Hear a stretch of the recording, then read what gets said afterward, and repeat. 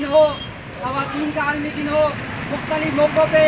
एक दिन मखसूस करके उसका आलमी दिन बनाया जाता है। पूरा दिन लोग उसके बारे में डिस्कशन करते हैं, अखबारों में उसके बारे में आर्टिकल आते हैं, चैनलों में उसके बारे में स्टोरी आती है, उस चीज़ की अफादियत अहमियत को बयान किया जाता है। और वो भी साफ पानी जो इंसान की ज़िंदगी है, ये अल्हम्दुलिल्लाह दीगर लोगों की तरह अलहमद भी दिन को बता रहा है, लोगों को साफ पानी की हाजत के बारे में बता रहा है। इसी सिलसिले में आज ये मुख्तसर दावत पर मुख्तसर लोगों के साथ मिलकर और मुख्तसर चंद तत्वों का वाद हम लोगों ने करके ये पैगाम देने की कोशिश की है कि साफ पानी बेशक हो, हुकूमत और रियासत की जिम्मेदारी है कि लोगों को, अगर हुकूमत और रियासत साफ पानी नहीं दे रही तो हमको भी ख्याल करना चाहिए,